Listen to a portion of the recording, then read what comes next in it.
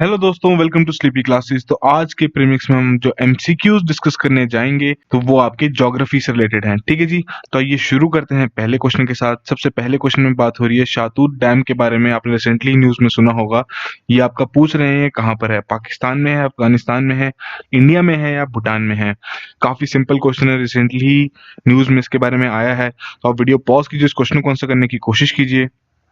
तो बेसिकली ये आपका अफगानिस्तान में है।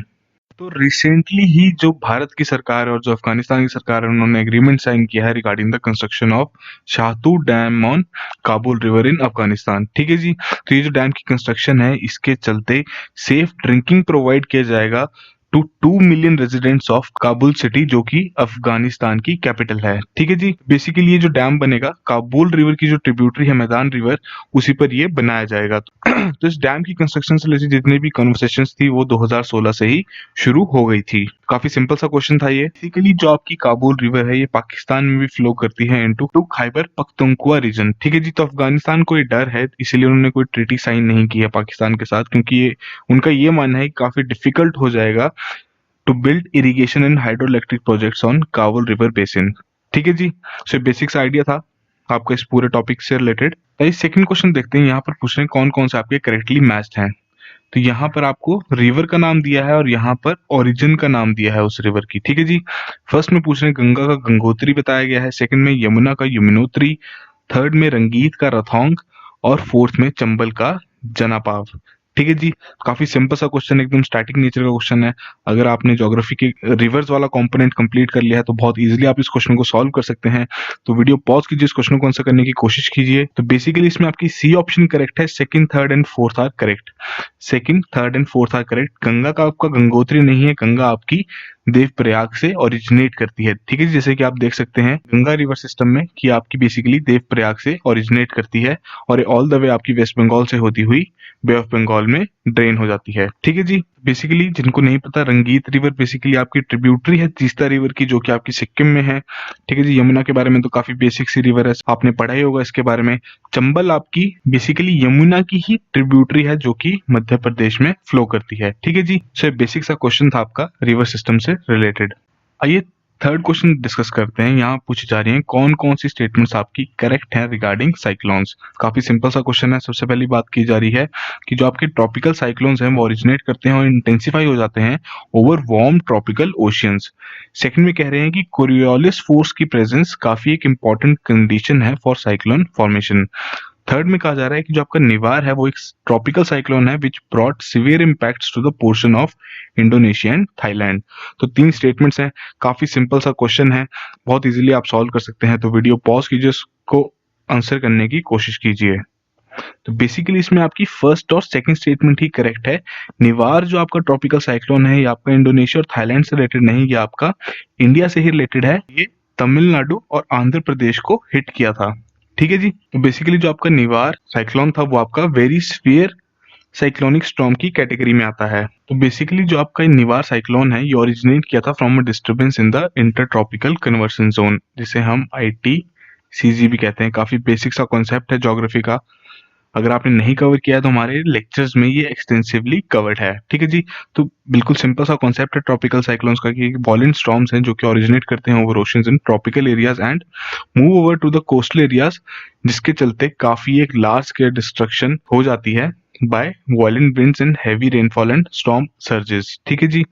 सो ये भी माना जाता है कि सबसे मोस्ट डेवास्टेटिंग नेचुरल कैलेमिटीज हैं ट्रॉपिकल साइक्लोन्स। तो बेसिकली कुछ कंडीशंस हैं जो कि फेवरेबल रहती हैं for the formation and intensification of tropical storms. ठीक है जी। सबसे पहली है large sea surface with temperature higher than 27 degree Celsius.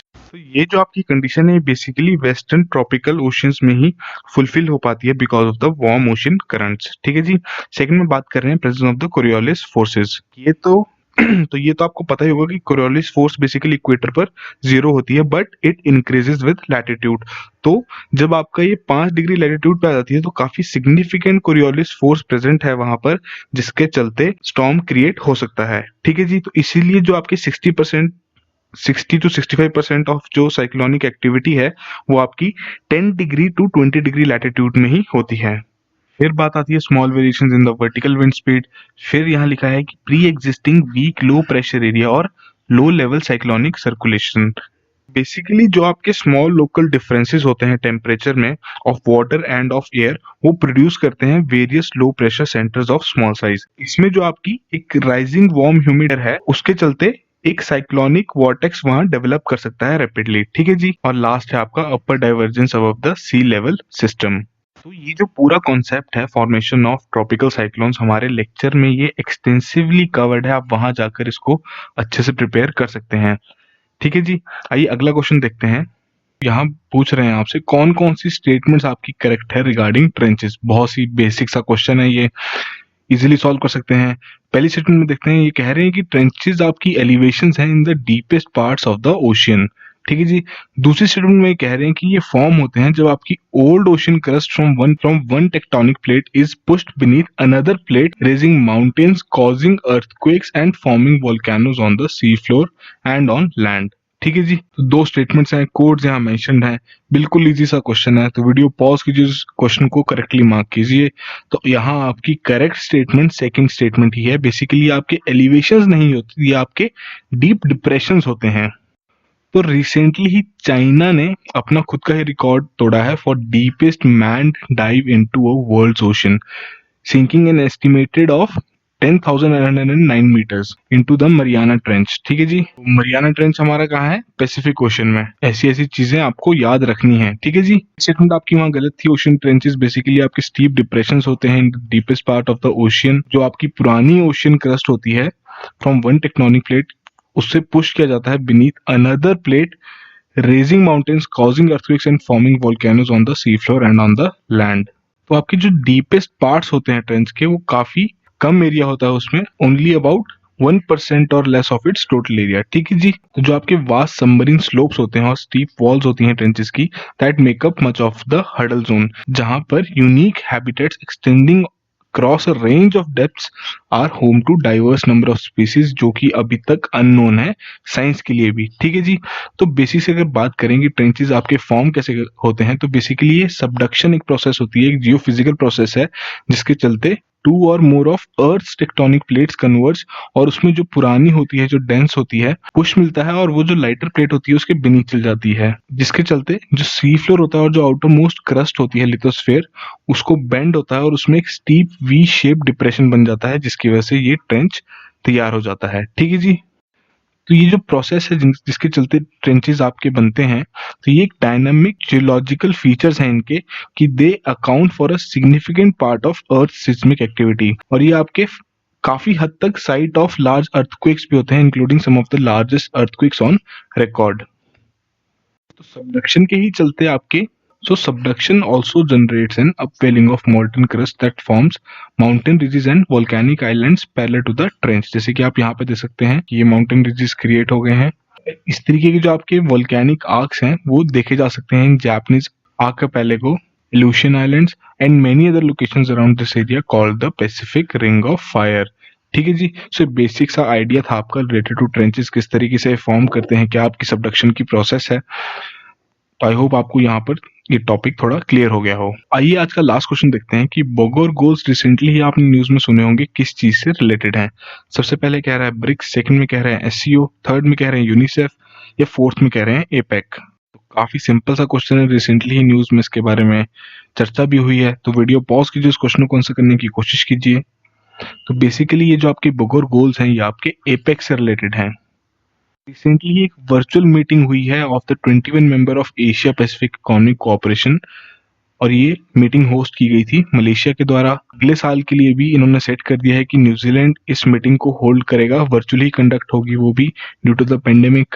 तो जो एशिया पैसिफिक रीजन है, वहाँ एक्सपेक्ट किया गया है कि जो ग्रोथ है उसमें डिक्लाइन आएगा by 2.7% this year from 3.6% growth in 2019। तो एपेक का जो फोकस है वो इस चीज पे है कि जो इकोनॉमी रिकवरी को एक्सेलरेट किया जाए और अफोर्डेबल वैक्सीन को डेवलप किया जाए। ठीक है जी। मोस्टली फोकस एरियाज इनके यही रहते हैं, trade and investment, digital economy and technology, structural reform, economic and technical cooperation and thematic and institutional matters. ठीक है जी। तो इसमें रिसेंटली जो एपेक लीडर्स हैं उन्होंने अडॉप्ट किया है Putrajaya vision 2040, a new 20 year growth vision, जिसके चलते जो वो उनके पुराने बोगोर गोल्स थे, जिसका नाम एक इंडोनेशियन टाउन के ऊपर रखा गया था, जहां पर लीडर्स ने अग्री किया था 1994 में कि वो फ्री और ओपन ट्रेड और इन्वेस्टमेंट कंडक्ट करेंगे। ये है आपके बोगर गोल, जहां से आपका क्वेश्चन तैयार किया गया है। इस मीटिंग में इन्होंने काफी रिकॉग्नाइज किया है कि कितनी ज्यादा इंपॉर्टेंस है free, open, fair and non discriminatory, transparent and predictable trade and investment environment, जिसके चलते वो इकोनॉमिक रिकवरी को और एक्सेलरेट कर सकते हैं at such a challenging time. और भी एजेंडास डिस्कस किए गए हैं, जैसे कि free trade area of the Asia Pacific agenda and the APEC internet and digital economic road map. तो ये सब एजेंडाज इन्होंने रखे हैं ताकि इकोनॉमिक रिकवरी को बूस्ट मिले, जो इस पेंडेमिक से जो सभी इकोनॉमीज को जो वापस आना है, तो सभी एक दूसरे की हेल्प करें।